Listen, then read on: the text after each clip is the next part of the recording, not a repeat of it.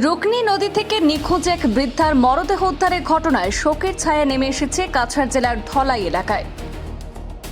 ধলাই থানার লায়লাপুর আউটপোস্টের অন্তর্গত তুলারতল বাগেলা গ্রামের রুকনি নদী থেকে ৭৮ বছর বয়সী এক বৃদ্ধা বেলা রানী দাসের মরদেহ উদ্ধার করেছে পুলিশ।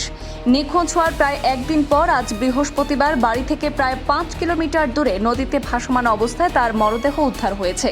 স্থানীয় সূত্রে জানা গেছে, কয়েকজন বাসিন্দা নদীর ধারে গেলে জলে মরদেহ ভাসতে দেখে চমকে ওঠেন। এরপর স্থানীয় বাসিন্দা সত্যাম দাস প্রথম মরদেহটি শনাক্ত করে সঙ্গে সঙ্গে এলাকাবাসী এবং পুলিশকে খবর দেন। খবর পেয়ে লায়লাপুর আউটপোস্টের পুলিশ ঘটনাস্থলে পৌঁছে মরদেহ উদ্ধার করে। পুলিশ প্রয়োজনীয় আইনি প্রক্রিয়া সম্পন্ন করে মরদেহ ময়নাতদন্তের জন্য শিলচর মেডিকেল কলেজ ও হাসপাতালে পাঠিয়েছে। উল্লেখ্য, গতকাল বুধবার দুপুর প্রায় ২টার দিকে বেলারানী দাস বাড়ি থেকে বের হয়ে নদীর দিকে যান। দীর্ঘ সময় পেরিয়ে গেলেও তিনি আর বাড়ি ফিরেননি। এরপর পরিবারের সদস্যরা স্থানীয়দের সহযোগিতায় ব্যাপক খোঁজাখুঁজি চালালেও সেদিন কোনো সন্ধান পাওয়া যায়নি। অবশেষে পরদিন নদী থেকে মরদেহ উদ্ধারের ঘটনায় পরিবার এবং এলাকায় গভীর শোকের পরিবেশ সৃষ্টি হয়েছে।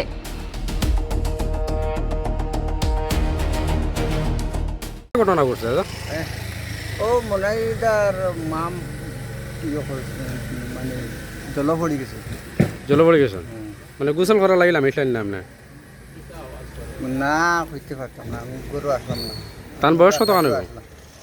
তাই ৬০ বছর তার বয়স্ক মহিলা? হয়।